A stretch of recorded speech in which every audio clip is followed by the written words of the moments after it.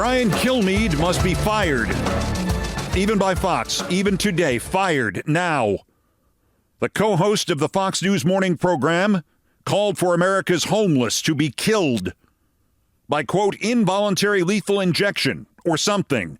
Just kill them, unquote. Kill the homeless, including America's 33,000 homeless veterans. He did not exclude them. He called for this, and he got away with it. Last Wednesday, he said this. Last Wednesday. Kill the homeless veterans. Kill the homeless children. Kill the 600,000 homeless who are not veterans or children. Lethal injection or something. Just kill them. Fox News, Rupert Murdoch, same company as the Wall Street Journal, the New York Post. Murdering the homeless. Mass murdering the homeless. Took him 4 days to apologize. Took Brian Kilmeade 4 days to apologize. 4 days. He apologized only because he got caught. Fraud apology, fraud host, FNC, fraud news channel. He said what he said because it's in his heart. And he got away with it because it is in the hearts of the people who run fraud news channel. And they got away with it because it is in the heart of the monster who has run that place and ruined this world, Rupert Murdoch. Nothing has happened to Brian Kilmeade. Nothing. But a couple of ex-Republicans who have a soft spot for him personally and who are understandably shocked that anybody at Fraud News Channel would apologize for anything kind of complimented him. Complimented him because, well, he got caught and then weakly and briefly and fraudulently apologized. Brian Kilmeade apologized. He said calling for the homeless, or as he referred to them, to die by involuntary lethal injection or something, just kill them, that was callous on his part. It went out on their propaganda channel last Wednesday morning, hours before Charlie Kirk was murdered, and the orgy of right-wing bullshit began that the left and only the left uses or threatens violence. And Kilmeade, who has been the often literally unintelligible co-host of the Fox News morning show since 1998, agreed with another host that homeless people who refuse treatment programs should be institutionalized or locked up in jail, the other guy said. And then Kilmeade added, quote, or involuntary lethal injection. The other speaker, a man named Lawrence Jones, said, yeah. And then Kilmeade finished this thought, or something, just kill them, end quote. The third host, who was reportedly Sean Hannity's girlfriend, swerved away from this, probably accidentally, to give Kilmeade, to do what Fox always does, the opportunity to turn everything into an illegal campaign contribution. This time, he segued from killing the homeless to advocating for Republican candidates in North Carolina.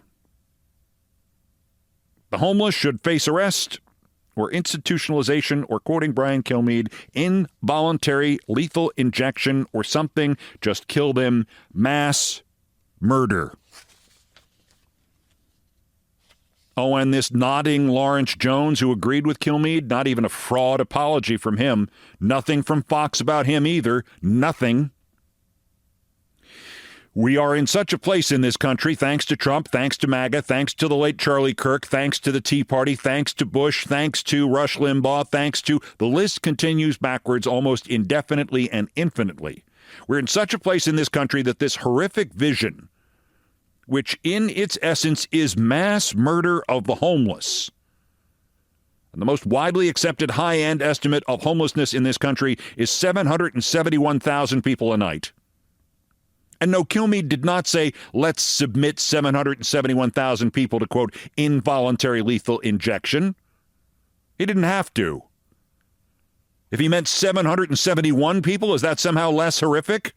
If he meant 77, what is your threshold to be enraged at the prospect of the government simply pulling some homeless people off the street and lethally injecting them? 7? Is 1? How about none, but a guy who's been a face of Fox News for 27 years simply proposing it? We are in such a place in this country that hours after Kilmeade lethally injected his idea into the psyche of this damaged, disintegrating nation, Charlie Kirk was killed. Itself something horrific, something indefensible. And for 4 days, that's almost all there has been. Trump's criminal negligence of Putin's attack on Poland. No, I mean the one last week, not the new one Saturday, nor the one on Romania Saturday. That could not break through the ceaseless canonization of this rather typical MAGA threatener, nor the ceaseless attempts, even as the facts piled up against it, of Trump's attempt and the right's attempt to turn it into what fascist influencer literally called, quote, our Reichstag fire. But don't you dare call us Nazis.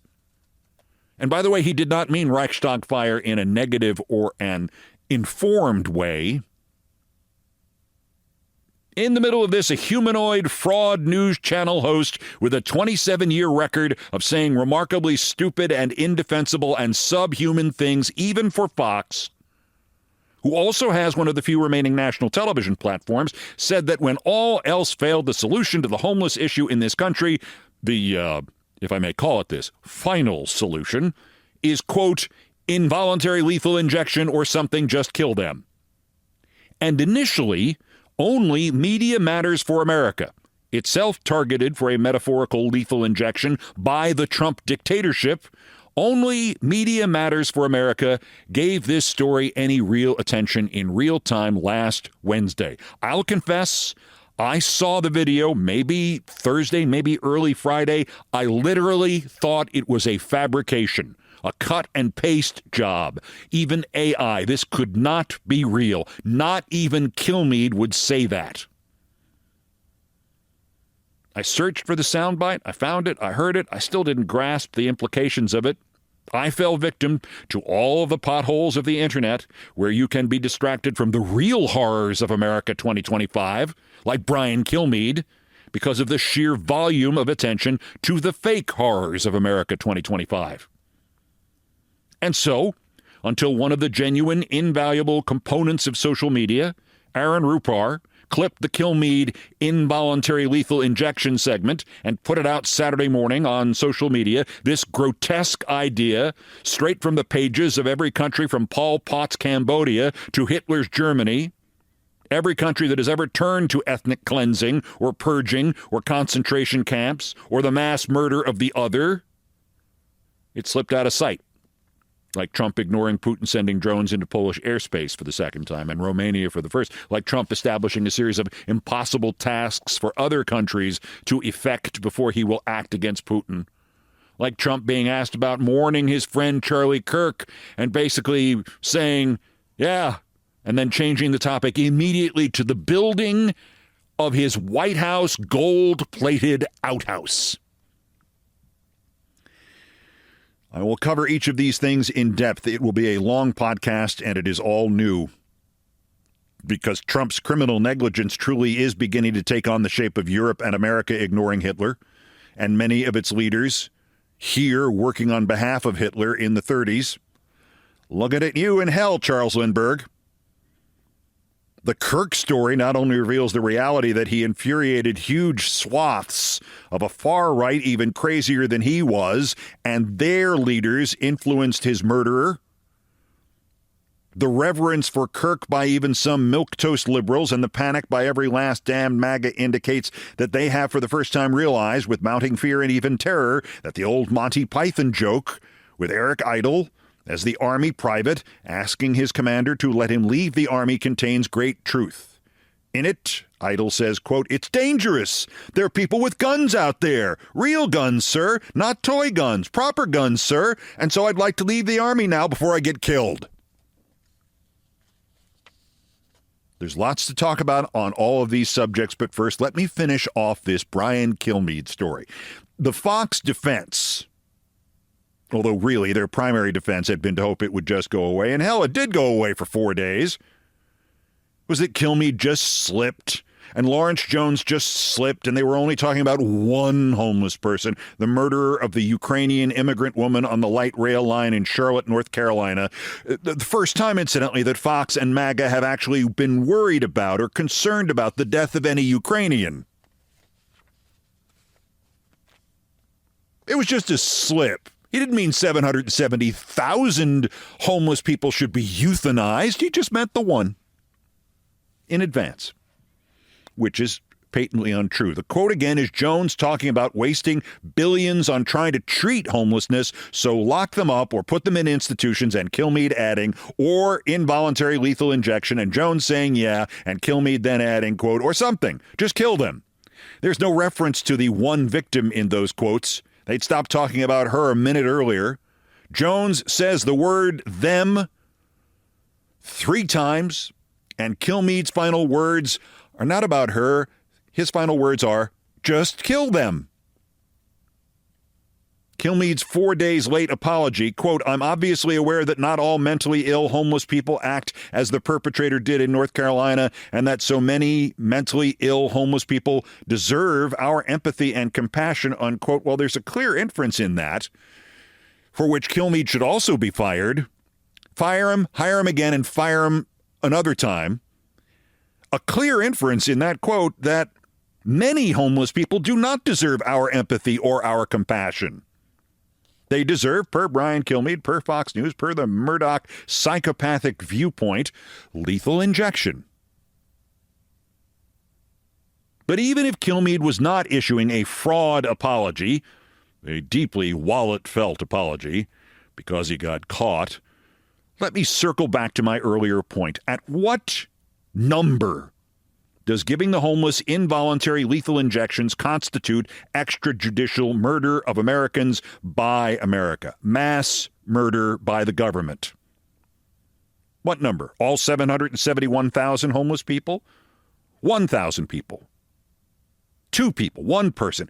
If somebody, and let me state here, I am opposed to this with all of my heart, and I know Brian Kilmeade, I'm opposed to this about him or anybody else, but if somebody from the Trump dictatorship walked up to Brian Kilmeade and gave him a, quote, involuntary lethal injection, would that be murder?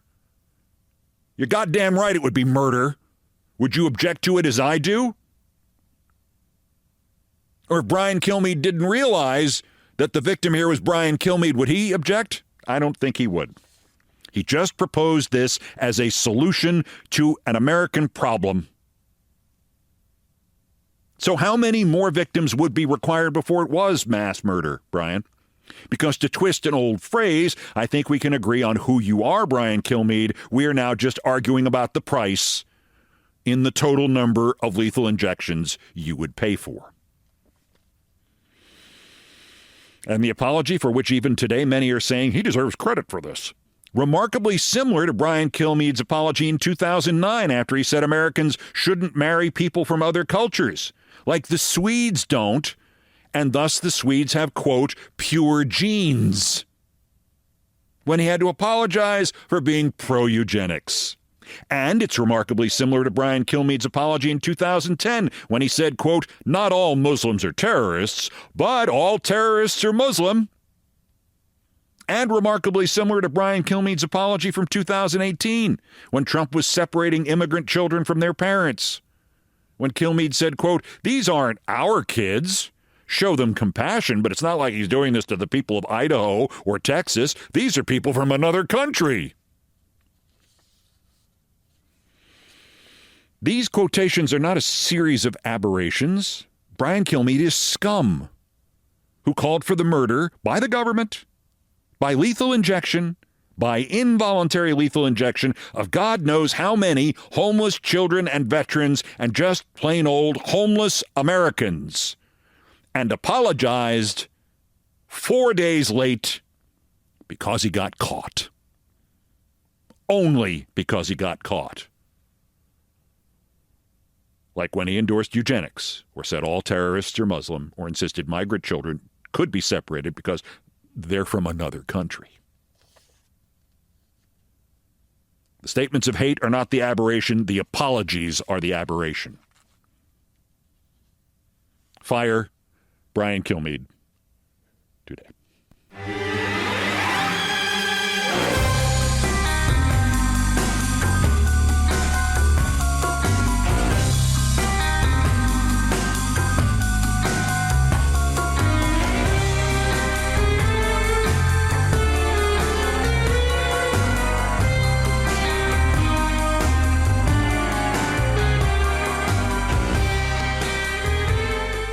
And in our fourth story on the countdown, the President of the United States continues to help Vladimir Putin begin to subjugate Eastern Europe.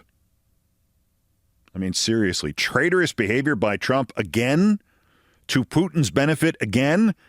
And the poor, mindless, delusional bastard Trump can't even be the lead story? You're slipping, Don. At midday Saturday, Russian drones skirted the borders with Poland and Romania. For Poland, second time in a week, pinging them, we used to call it in a different context. And Trump did what he is supposed to do in such situations, provide cover for Putin and Russia. Provide stalling tactics for Putin and Russia. Shift the responsibility for Putin and for stopping Putin. Shift that responsibility to the victims. Blame Zelensky. Presumably start blaming Poland's Donald Tusk. The Russians cobbled together junk drones. I mean, literally pieces of debris, wood, extra room for extra fuel so these drones could get near Poland. That's an old North Korean trick to show they could do it. To see if Trump would blink. He's blinking so much he might as well be sending Morse code. Trump's response, he'll put sanctions on Russia. He's ready to do it. Don't make him come up there. This time he means it. This time, the 3,000th time, he'll do it. Incidentally, Trump has now made more promises to stop Putin than Brian Kilmeade has had to make apologies. A letter sent by President Donald J. Trump, the J is for jerkhead, to all NATO nations and the world. I thought you were sending it to Neptune, asshole. Quote, I am ready to do major sanctions on Russia when all NATO nations have agreed and started to do the same thing and when all NATO nations stop buying oil from Russia. As you know, NATO's commitment to win has been far less than 100% and the Wait a minute. NATO's commitment to win has been less than 100%? Putin's commitment to win is 100%. NATO's commitment to win is 100%. Trump's commitment to win is minus 173%. The coward, the loser, the P word here, the here kitty kitty guy is Trump. But the gist of this is, as he goes on to blame Zelensky, ridiculous war, Trump, this is not Trump's war, or the usual bullshit. The gist of it is he will now impose sanctions when NATO stops buying Russian oil. And it sounds almost plausible. It's the first non-totally insane thing, superficially anyway, that he has said since, I'm going to say December, before the election, 2015. I'm settling on 1947. It's the first semi-sane thing he said since 1947. Yeah, he's right. What good are sanctions against Russian oil if actual NATO member countries keep buying Russian oil? Except this plausibility is just another prearranged way to make sure the push for sanctions can never succeed because two of the NATO countries still buying Russian oil are Slovakia, a fascist state run by a fascist, and Hungary, an even more fascist state run by an even fatter fascist. They aren't opposed to Putin. They depend on Putin. Trump might as well have said he will impose 100% sanctions on Russia and quadruple military aid to Ukraine and block Russian ports once everyone in America signs a notarized statement saying that he won the 2020 election. History may judge that Trump was not on the Russian payroll, or that Trump was not being blackmailed by Russia, or that Trump was not being run by Russia. It may judge that something far worse was going on, that he was doing this by choice, that Trump's work for Russia was voluntary. The latest stall is a stall. Another one. Well, Putin keeps testing the West. 1 week it's Poland. The next week it's Poland and Romania.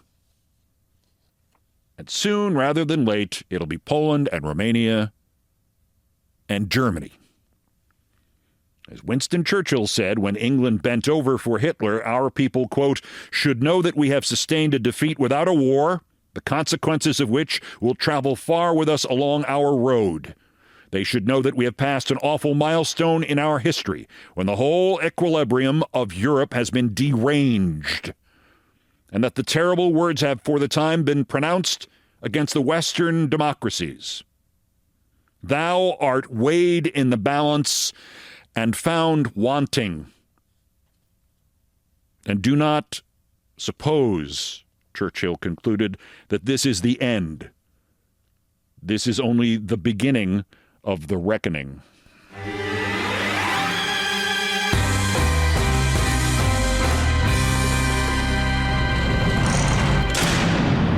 And now to St. Charlie of Kirk.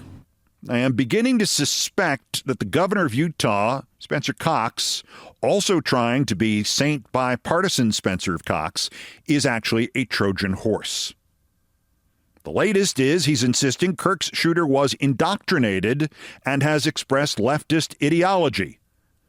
To its credit, CNN had him on and actually pressed him. Question, did investigators just use the term leftist ideology, or did they give some specifics? Governor Cox said, quote, there are conversations that were discussed specifically about Charlie Kirk. I don't have a dog in this fight. I'm sure he fought back tears at this point. If this was MAGA and a radicalized MAGA person, I would be sharing that as well. I'll believe that when you do it, Gov. Family discussions, parents, this is what they're saying. Question, do you have specifics on what he was saying about Charlie Kirk to his family? Governor Cox, just not a fan. That's all I can say. Unquote. Waiting on the deets, Gov. Molly White of Citation Needed News summed up the undercurrent of those deets that have in turn each collapsed under, well, reality. Quoting her, arrow right, the shooter is trans. Arrow right, okay, the bullets were trans. Arrow right, okay, the roommate is trans. Kash Patel, sweating profusely. Is anyone nearby trans? Now it's the supposed girlfriend who is supposed trans. And yes, it is possible that somebody saw it recently and they're just repurposing the plot from the Pacino film Dog Day Afternoon. The only indoctrination we have any confirmation of here is the universal agreement that he was raised by an all right-wing family and had giant guns in his house when he was a toddler. All MAGA, all the time, all Trump voters.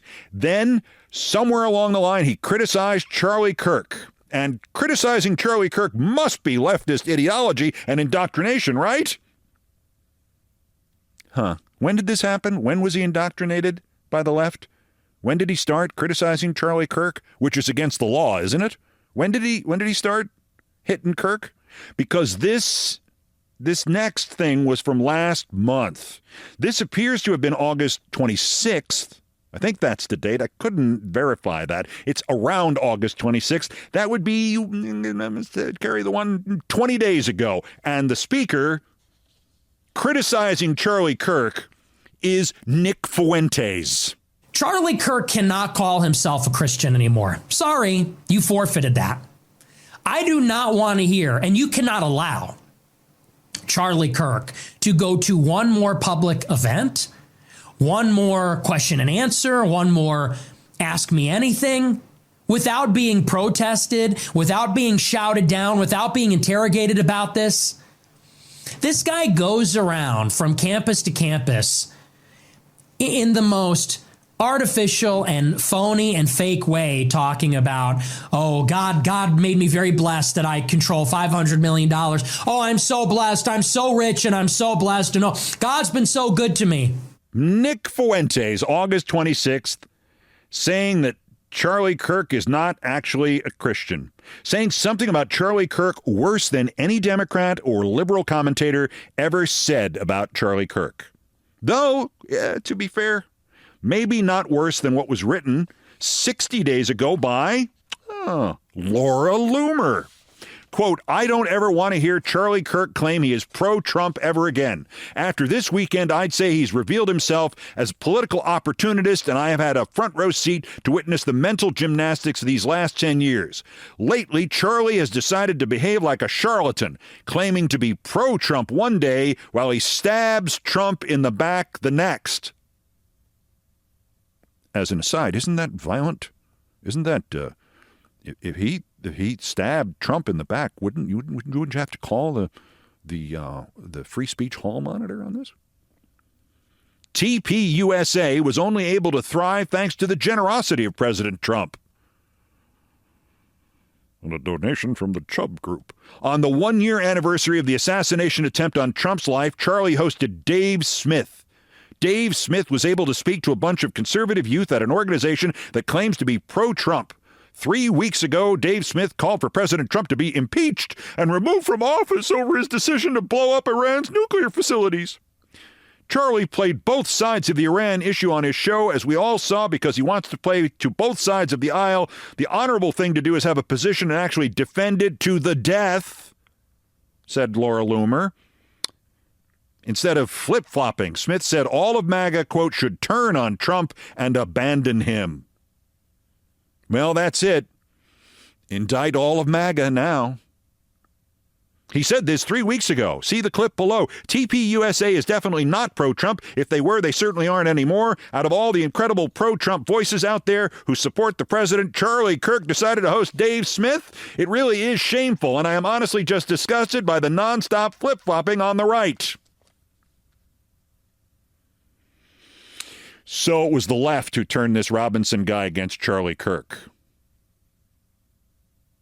Not Laura Loomer. Or Nick Fuentes.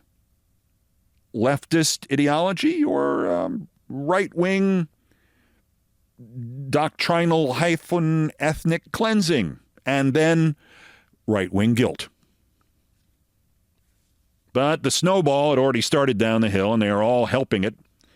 The fascists have decided to use this as an opening to close down criticism. If you ever called out one of the fascists for threatening violence, if you noted Trump's stochastic terrorism,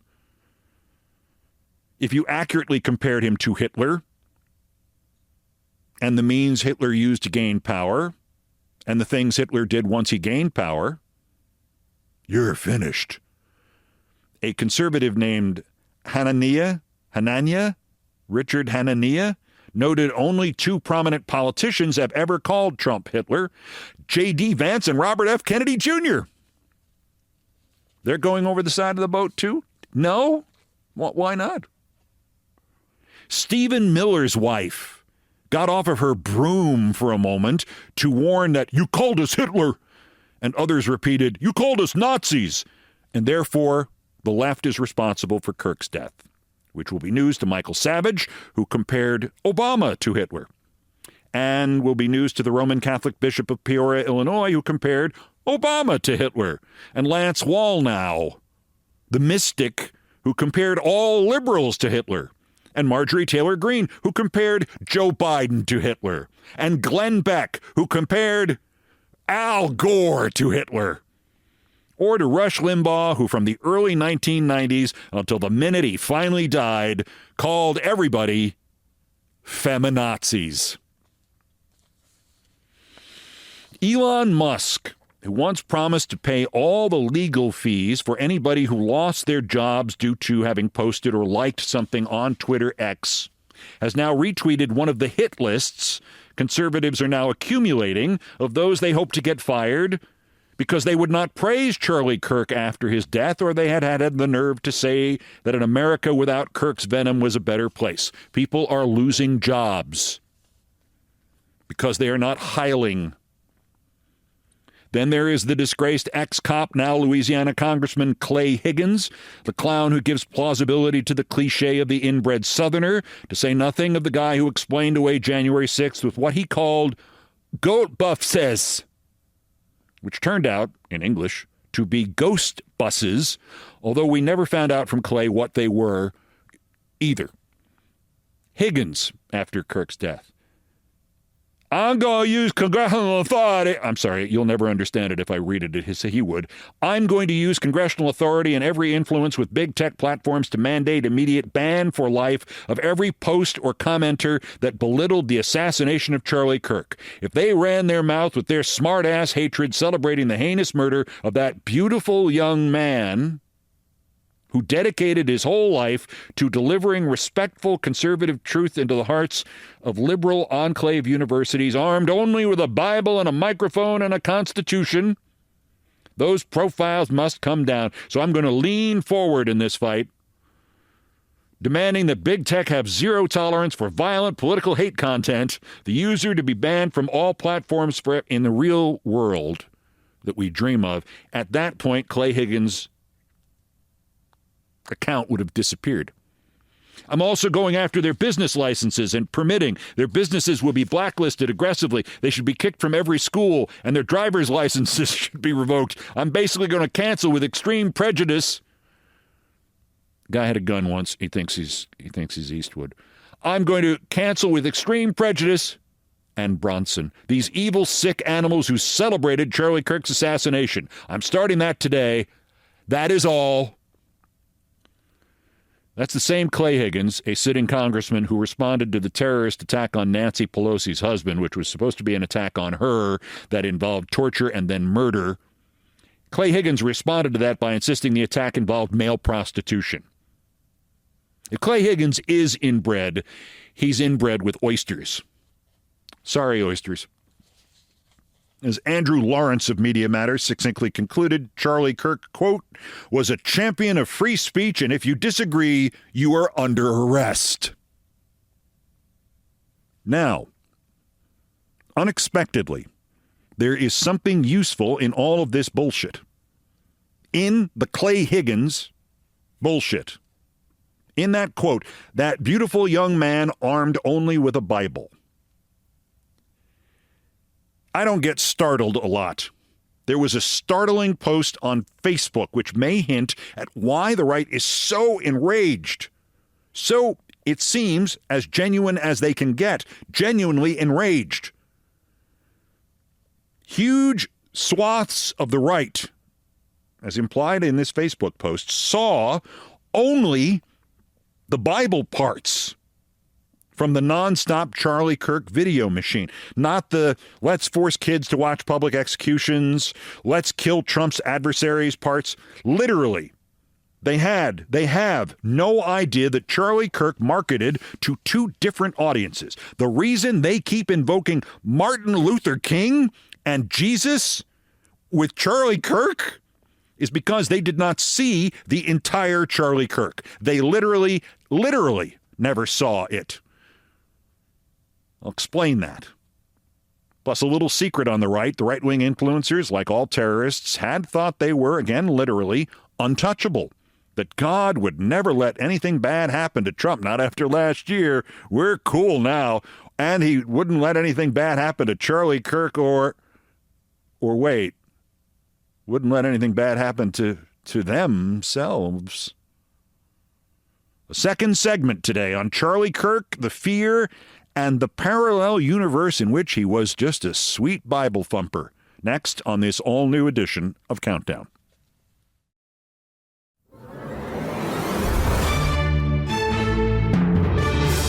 Now to the meta stuff, the implications of the death of Charlie Kirk that may linger even as his story gets pushed further and further off the page, and no matter what your impression may be right now, it will. Only Epstein lingers. You doubt this?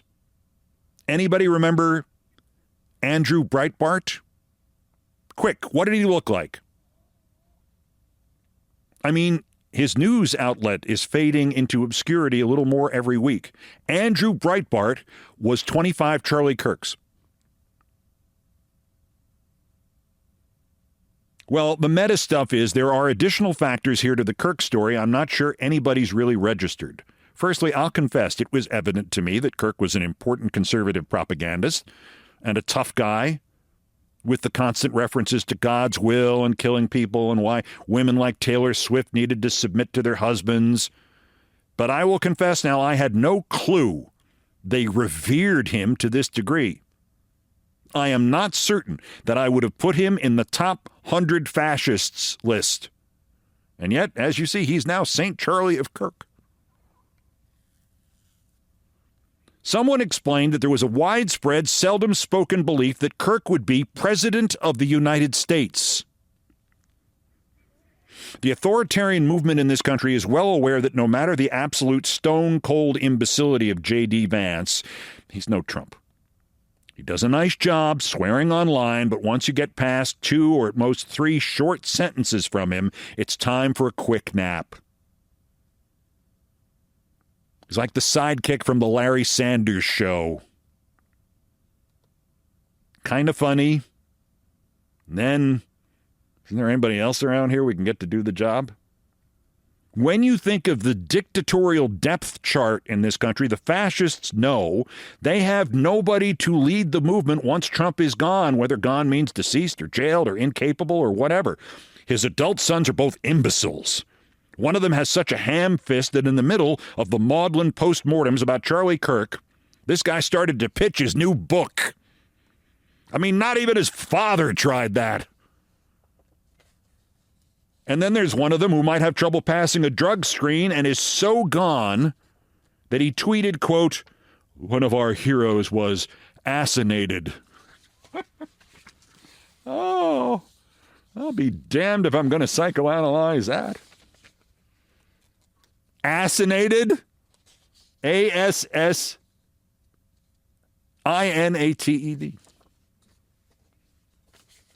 Where's your spell check now? That famous daughter checked out. The other daughter is unrecognizable. The youngest son is the smartest of the group. He's never said a word in public. It is quite possible that Eric Trump's wife, the one with the lip implants, is actually the second most recognizable one in the family, and she's awkward and insincere. And I mean, in contrast to Trump, she's awkward and insincere. They tried to get another active politician to replace Trump after 2021, and none of them withstood the first strong breeze. DeSantis, Haley, Ramaswamy, Burgum, Tim Scott. No. Who then? RFK Jr.? What did you say? You're going to elect RFK Jr.? He's going to give the State of the Union address shirtless? Stephen Miller? Stephen Miller and the 24/7 vibe he gives of a flaccid penis? Stephen Bannon and the 24/7 vibe he gives of a refrigerator repairman with his butt crack exposed? So the more you analyze it, the more you can understand this. Kirk was not just a smoother Ben Shapiro or a better Steven Crowder. If he was not next, he was soon. He could have been president of the United States, or whatever they'll call the dictator in those days. And they thought this because, as I mentioned before the break, huge parts of Kirk's world never saw the hate, literally never saw it.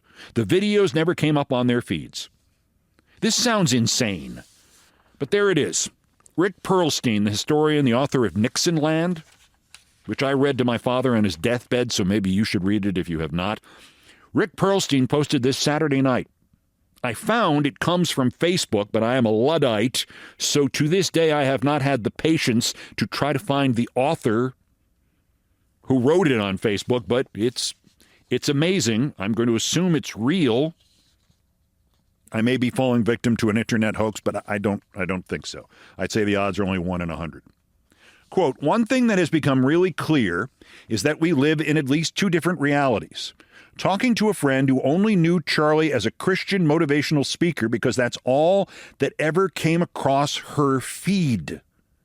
Showed me videos I've never seen before of him saying perfectly reasonable and empowering things.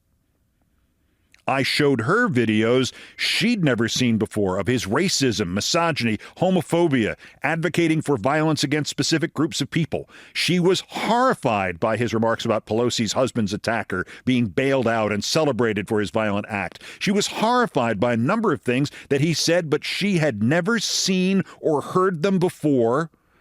The same as I had never seen or heard the generalized clips of him sounding like a perfectly nice, loving man and father. Neither of us had a whole picture of this man. I mentioned he was a known white supremacist, and she thought I was joking. She talked about him giving a speech about finding your purpose and doing good in the world, and I thought she was joking. Oh, and my friend had never heard, and God help me, I don't know how she escaped the news, but she had never heard of the Minnesota legislators who were shot in June, the husband and wife and dog who were killed, one after throwing themselves over their child to protect the child. The other couple who somehow survived. Politically motivated attacks specifically because they were Democrats. She learned about those shootings that happened months ago because I showed her Charlie Kirk's comments about them. The kidnapping plot against a female Midwestern Democratic governor, the assassination attempt against Democratic governor of Pennsylvania, all things Charlie had plenty to say about, while supporting the Second Amendment and bashing the Democratic Party. She didn't know about any of it because we're all living in two different worlds. End the quote, supplied by Rick Perlstein. Facebook, author unknown. It boils down to this. In short, God knows how many of Charlie Kirk's mourners and those planning, plotting, exacting revenge right now never, ever have heard him say this. I want to watch that execution. That'll make my day better. I want to see him on a public block and get him be publicly executed. And I think that would be justice.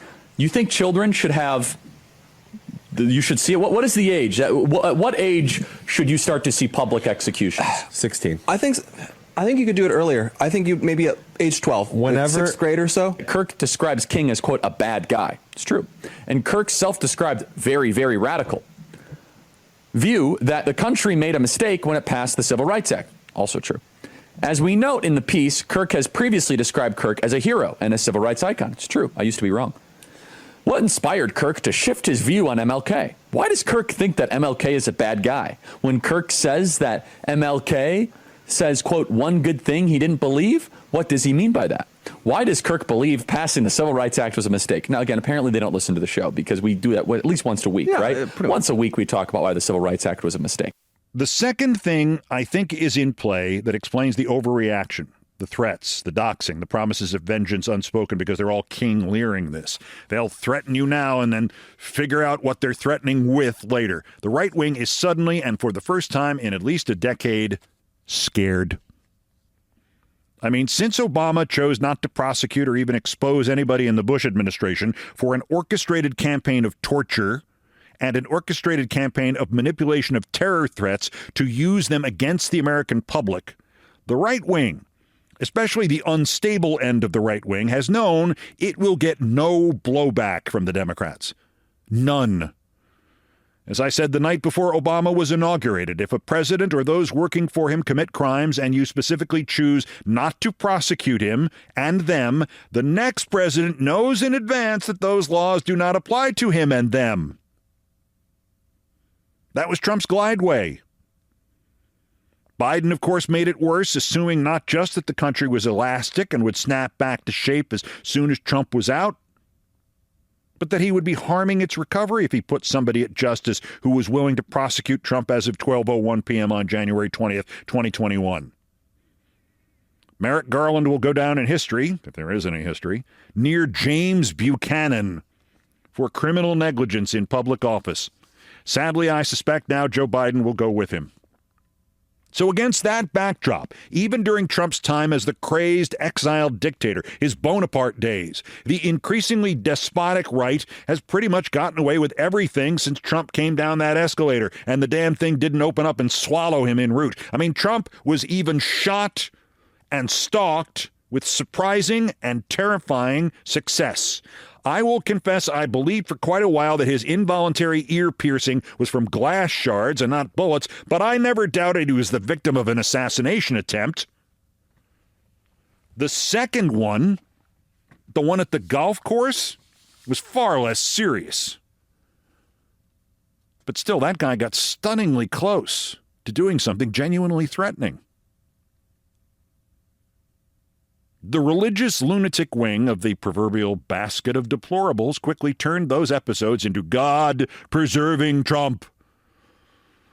And once Trump saw the campaign value of that, I have God's endorsement, to say nothing of the license it gave him to complain about something else all the damn time, all the goddamned time, he began to adopt it too. And if you can remember back to last month, he was still campaigning off this phony religious awakening thing when he went MIA and he put out these "I want to try to get to heaven" fundraising email blasts.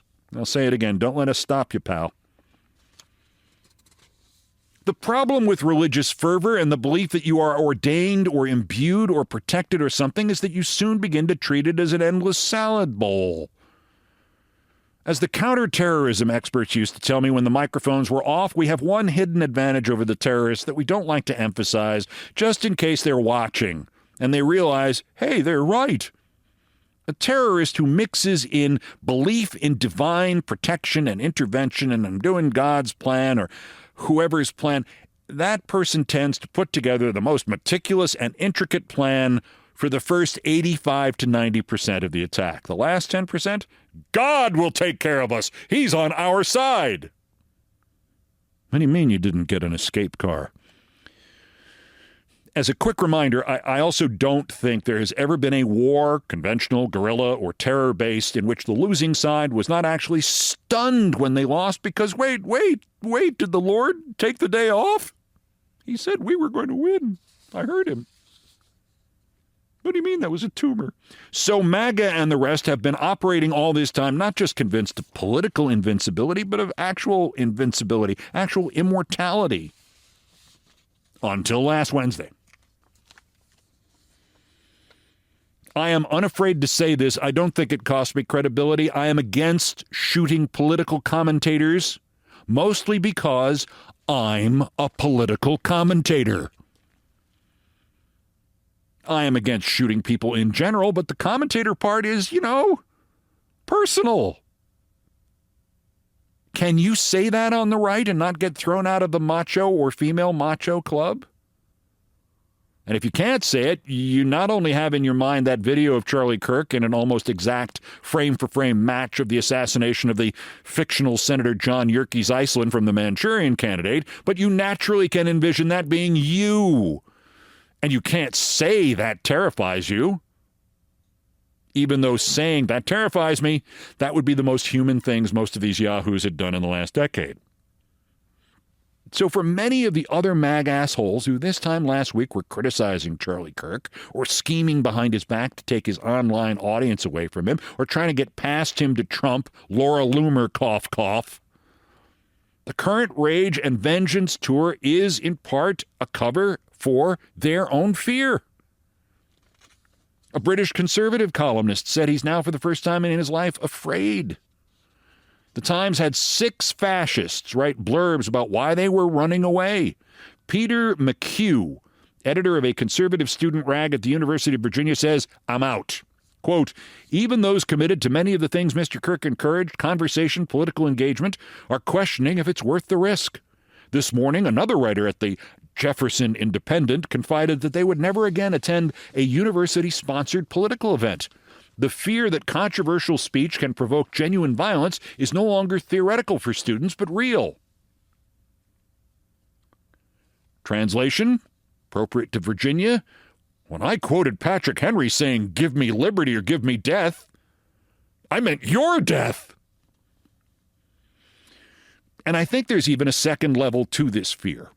As the reverence for Kirk inside the authoritarian plot was a surprise to most of us out here in the, real world, so too was what is now obviously a deep and pervasive hatred of his influence and ubiquity. And what if it's true and Kirk really was offed by words from his own side? Now they all have to worry about that. It is part and parcel of all authoritarian movements that the bloodlust doesn't just emanate outwards. Can't find an enemy to destroy, try an ally. Like the Loomer quote I read, and the Fuentes clip I played before the break, and, the whole French Revolution. So long before the rest of us found out about the Groyper war against Kirk and the bitterness towards him within MAGA, there was far more resentment of him, far more schism than we could have possibly known or cared about, frankly. Which head of the Hydra is the worst? Who cares? Just cut it off. Well, they care. And then there's the tertiary level of this fear, the one that combines the realization that no God is protecting them and that the call may be coming from inside the house.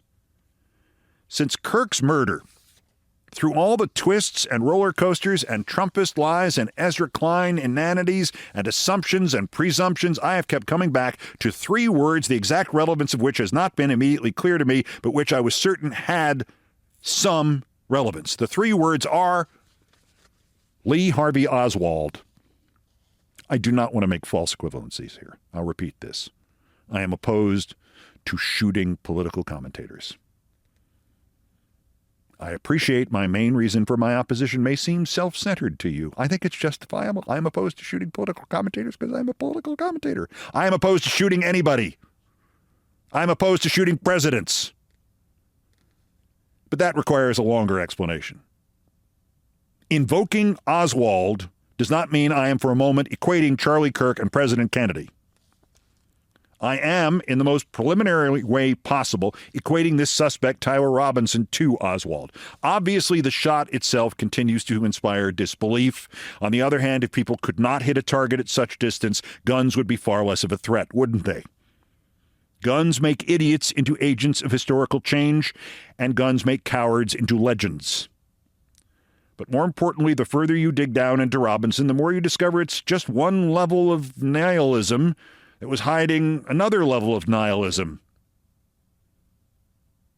One high school classmate summed up what he knew of Robinson and said he probably just shot Kirk just to impress his friends.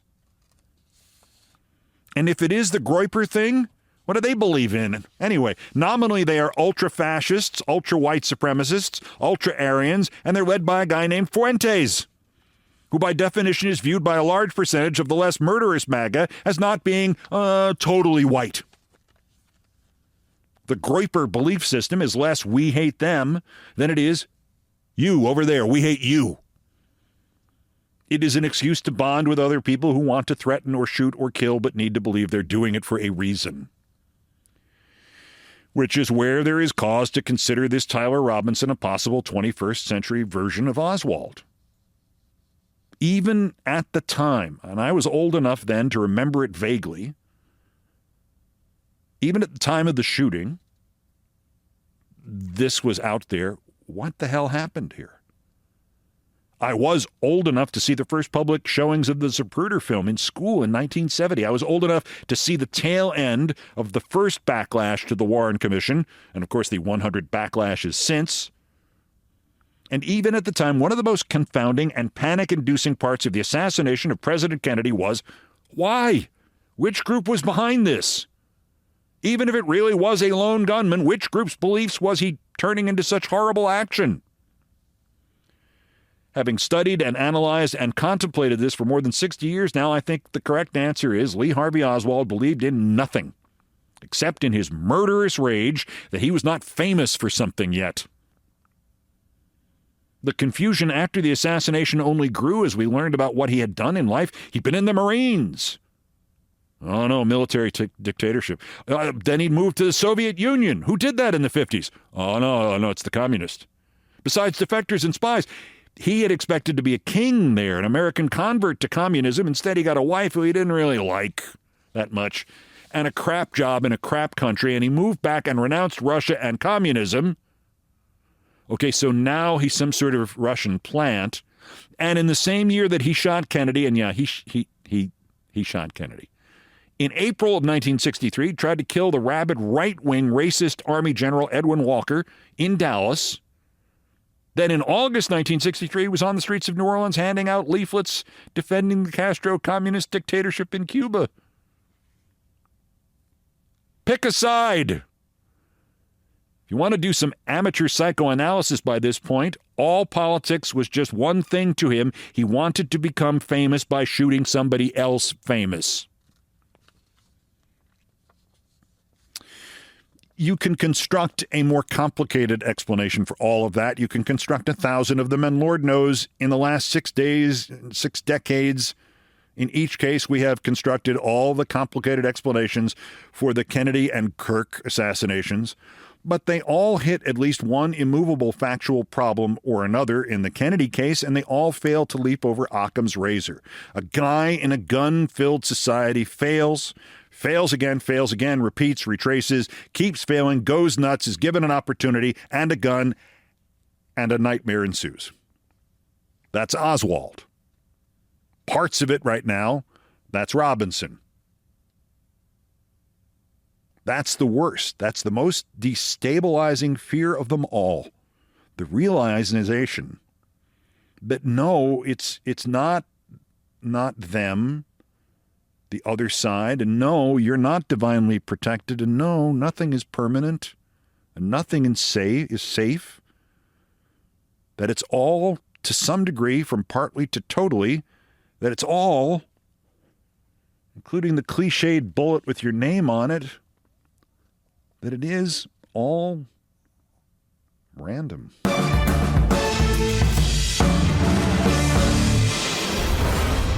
Worst persons next. This is Countdown with Keith Olbermann.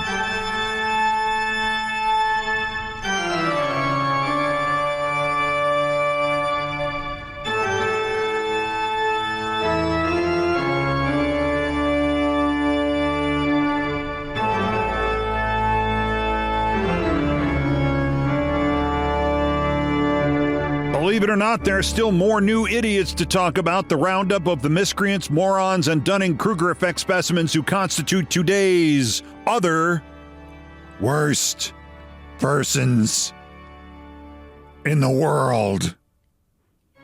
The bronze worse Ezra Klein. You've heard about this already. Charlie Kirk was practicing politics the right way.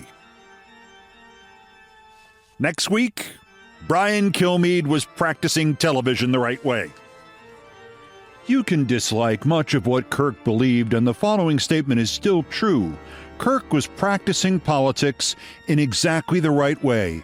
He was showing up to campuses and talking with anyone who would talk to him. He was one of the era's most effective practitioners of persuasion.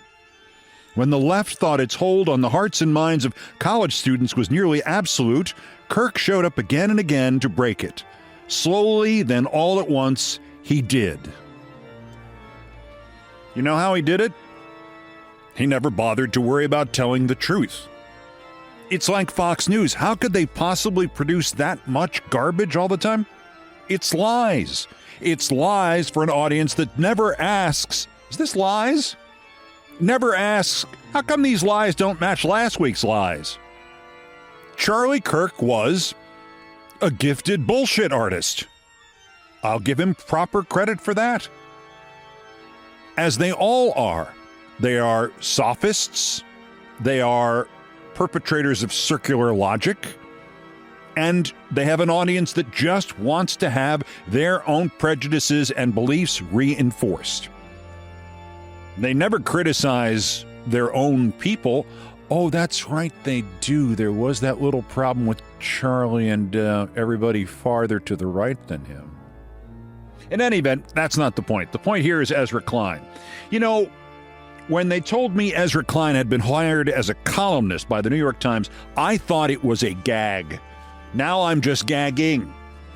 Years ago, one of our segment producers who once pitched us on a segment that she had read a story about, she wanted to do this segment about how you lost 2 IQ points for every child you had.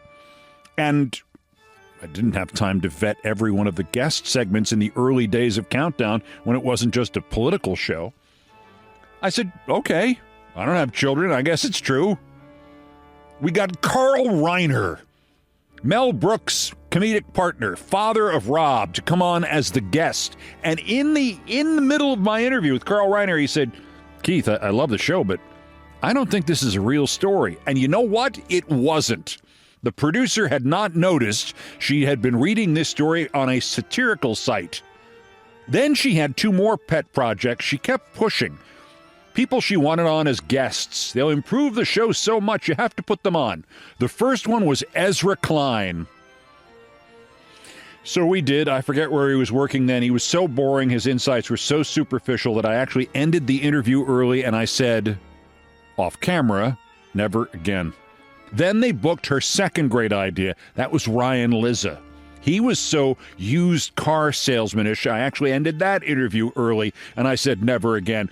And I said to my show producers about the segment producer, maybe she needs to work elsewhere. She then went to work for Glenn Beck.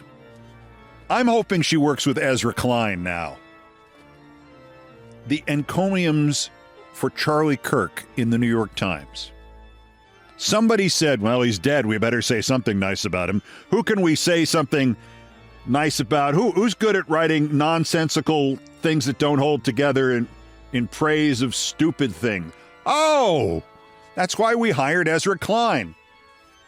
Runner-up, worser, Texas Attorney General Ken Paxton. Here we go. From Britain's Daily Mail, headline, quote, Texas Attorney General's caught in shocking sex scandal as details of secret affair with married Christian influencer mom of 7 are exposed. Define shocking. Texas's controversial attorney general, the story began, has been caught in a shocking sex scandal less than 2 years after cheating on his wife with his mistress. The Daily Mail can exclusively reveal Ken Paxton, 62, was secretly seeing a married Christian influencer behind the backs of both their partners. Sounds entertaining, at least, behind the backs. Multiple sources confirm mother of 7, Tracy Duhan, 57, who is also an author, is the reason the politician's relationship crumbled earlier this summer. Texas State Senator Angela Paxton announced in July their 38-year-old marriage was over in a stinging tweet, citing biblical grounds. She hit him in the nuts with the Bible. It is not the first time Ken Paxton has been rocked by scandal, having been caught cheating on Angela in 2023 with his former mistress, Laura Olson. Oh no, what a shock. Ken Paxton screwing around. Ken's trying to become the senator from Texas. I'm sure he'll win. I mean, after all, Texas have all known for a long time that Ken Paxton has a wandering eye, so to speak. But the worst, Rachel Maddow, Chris Hayes, Lawrence O'Donnell, and everybody else at MSNBC with any sway or heft there, except in an irony, I would call it an irony, except Katie Tur. Katie actually comes out at the top of this list in the correct behavior. I was never a Matthew Dowd fan. Matt presented himself as the reasonable Republican. On the other hand, he was a key perpetrator in Bush's 2004 re-election campaign. He was one of them who pretended the swift boating of John Kerry, or the sudden release of the bin Laden video the weekend before the election, or the other terror manipulations were not really part of the campaign.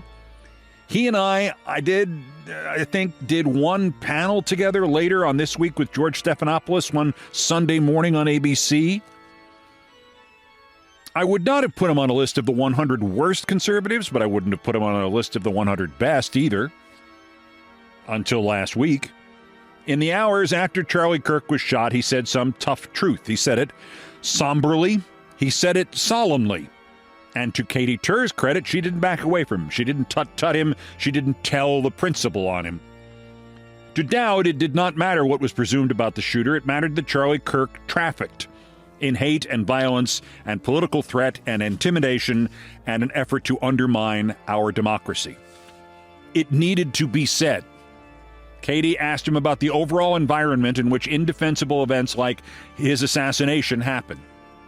And Matt Dowd told the truth. Quote, he's been one of the most divisive, especially divisive younger figures in this, who was constantly sort of pushing this sort of hate speech or sort of aimed at certain groups. And I always go back to hateful thoughts lead to hateful words, which lead to hateful actions. And I think that is the environment we are in. You can't stop with these sort of awful thoughts you have and then saying these awful words and not expect awful actions to take place. And that's the unfortunate environment we are in. Unquote. That's true. It's not cheering the assassination, nor ignoring the shock. It wasn't too soon. It wasn't unfair. It didn't blame Charlie Kirk for his own shooting. It did not say it was justified. It did not say shooting was justified. It was saying that eventually, if you play with a gun, your odds of shooting yourself do increase, metaphorically speaking. And MSNBC fired him before the day was over. The right-wingers, who now own and run MSNBC or whatever they're calling it this week, the Comcast CEO, a cowardly money monkey named Brian Roberts, somebody named Mike Kavanaugh, who assumed power after they had to fire Jeff Shell for lying, and the chairman of the new company they created to put distance between NBC and Comcast and MSNBC, this thing Versant, Spinco is a better name, Mark Lazarus. They then warned the staff of MSNBC about dialogue with respect and we need to do better, and the usual language of executives who were worried about losing $3, who have lost already all sense that they're not laying cable anymore for a living, but they are handling journalism in a time when democracy is under threat, and journalism is one of the last weapons we have to protect it, including their ability to make money off of it, including their ability to make money without tithing Donald Trump, including their freedoms, not just the freedoms of the people out on the front lines. Dowd later explained what happened that day, quoting him, "The right-wing media mob ginned up, went after me on a plethora of platforms, and MSNBC reacted to that mob. Even though most at MSNBC knew my words were being misconstrued, the timing of my words forgotten," remember I said this before anyone knew Kirk was a target, "and that I apologized for any miscommunication on my part, I was terminated by the end of the day." Ordinarily, I would make a big deal about the irony here, a former member of what 20 years ago we thought was the worst right-wing media mob imaginable being taken down by what turns out to be truly the worst right-wing media mob imaginable, including agents inside MSNBC's own house, like Joe Scarborough and his wife, the one who used to be somebody else's wife. But my point here is, once again, MSNBC still makes a lot of money. And its primetime stars make lots of money. And they've all been on their jobs since their shows were spun off from mine. And the most recent of those spin-offs was Hayes, and now that's like 14 years ago. And I have to tell you this simply, as somebody who stopped making that kind of money 13 years ago. If Maddow and O'Donnell and Hayes do not now have enough money by now to cover them and the next 6 or 7 generations of their families for the rest of their lives, they have really effed up. So exactly, why would they not say something, anything, about Matt Dowd being thrown overboard when he was right, when even if he wasn't right or could have been better timed, even if the new MSNBC is supposed to be about dialogue, at worst they should have suspended him, if that much. Why haven't they said anything about this? Why haven't they defended the freedom of speech they're now complaining the far right is trying to cancel? We are living in a time in which there is a president who says he is going to stop free speech because of Charlie Kirk. He is going to stop it. He is going to use the weapons of government against you and me and Rachel Maddow and MSNBC and Chris Hayes and O'Donnell, and the place that O'Donnell and Hayes and Maddow and the rest of them, the place they work, obeys in advance. In fact, MSNBC was the first place to punish an employee for not being sufficiently phony about the death of Charlie Kirk. The first. By Friday, it had turned out, of course, that in the black and white world that scumbags like Brian Roberts and Mike Kavanaugh and Mark Lazarus live in, that Kirk had been shot, if not directly by his own side, then certainly under the influence of somebody who was under the influence of their own side. And MSNBC helped legitimize the entire clampdown on criticism of Charlie Kirk by firing Matt Dowd. And Maddow and Hayes and O'Donnell helped legitimize Dowd's firing by their cowardice. Rachel Maddow is a coward. Chris Hayes is a coward. Lawrence O'Donnell is, in fact, 2 or 3 cowards. Their cowardice in not speaking up in some way, shape, or form, because what would Rachel Maddow do without another $25 million this year? I used to look for opportunities to reveal management hypocrisy or malpractice. I used to look at ESPN, at KCBS in LA, at my college radio station. I used to look for executives who really screwed up or who really were doing bad things. I like to try to humiliate them in some way, or at least let people know what they were doing. I used to look for this. It's a dangerous hobby, but one I thought was part of my duty, my career. I was paid back with a reputation as a troublemaker. You bet your ass I'm a troublemaker. Rachel Maddow, a fake troublemaker. Chris Hayes, who once refused to go on Countdown as the host because MSNBC had breached my contract by suspending me. They asked him to anchor in my place, and he went, "No, you're wrong. I'm not going to do it." And he was making, I don't know, $50,000 a year from MSNBC at that point, if that much, and risked all of it and everything he could ever possibly make, including all the money he has made. He risked all that then. He wouldn't risk something now. And then O'Donnell, well, he was a fake in 2011. He's a fake today. Rachel Maddow, Chris Hayes, Lawrence O'Donnell, silent, as they were when MSNBC fired Mehdi Hasan, and when MSNBC fired Joy Reid, and when MSNBC fired Katie Fang, and when MSNBC fired Melissa Harris Perry, and when MSNBC fired Tiffany Cross. Oh, and when MSNBC fired all of Rachel Maddow's staff. Silent. Well, sure, why not? I mean, they still get their money, right? Today's other worst persons in the world.